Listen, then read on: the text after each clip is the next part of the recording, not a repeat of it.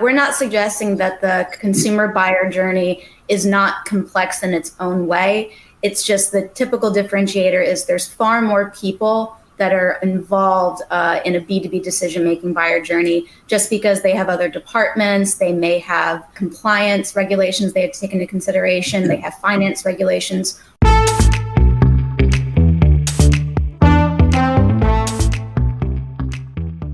So when people think of marketing research, oftentimes it's about consumer marketing research. And that's true. The bulk of research probably is done on the consumer markets, but B2B research is just as important. As life gets more complicated, systems become more complex and sophisticated, those decision makers need marketing research ever more.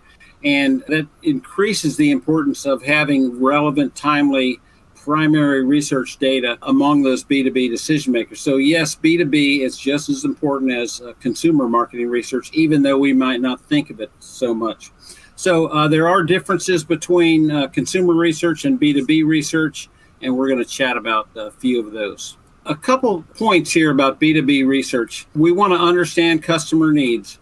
Well, you say, well, that's the same as consumer research. Yes, it is, but there are many more drivers and data points or decision points in a B2B customer needs than in consumer. And we need to understand, other than just price and distribution, what is driving customer demand and decision making. Number two is that B2B research is here to help drive the sales process. So whatever we can do to increase revenue, make sales easier, facilitate the selling of our products or services, the better.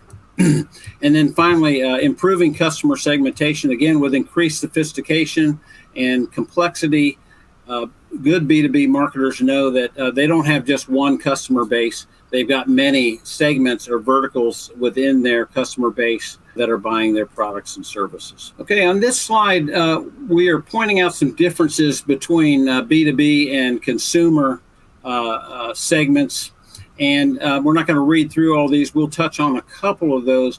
But as you can see, B2B research considers a wide range of decision makers and layers, whereas consumer research is more about the individual and what's driving that individual's behavior, motivations, and so forth. Now, on this slide, we have just a somewhat complex decision-making process within any B2B company. As you get larger, the decision-making process and structure gets more complicated.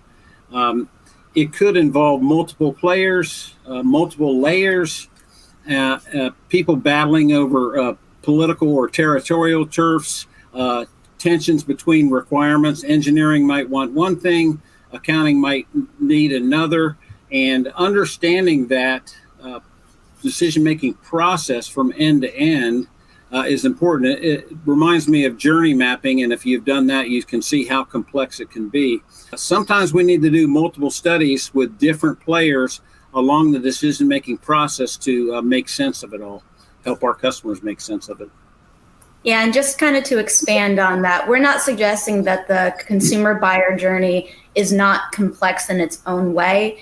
It's just the typical differentiator is there's far more people that are involved in a B2B decision-making buyer journey just because they have other departments, they may have compliance regulations they have to take into consideration, they have finance regulations, whereas with the consumer, most of the focus is on one, maybe two people that would really be impacting their journey and when it comes to making the decision. We're going to go into a deeper dive about market segmentation, but this just kind of illustrates that while there are some commonalities between consumer and B2B research in terms of what you can segment by, they are very distinct, primarily because consumer research is focused on the individual or the household, where B2B, even though you are talking to an individual, you're really more focused on the needs of the business and defining your interests by the needs of the business. It's not as important what the age and gender and socioeconomic status is of a B2B individual. What's important is how their business is actually categorized and defined.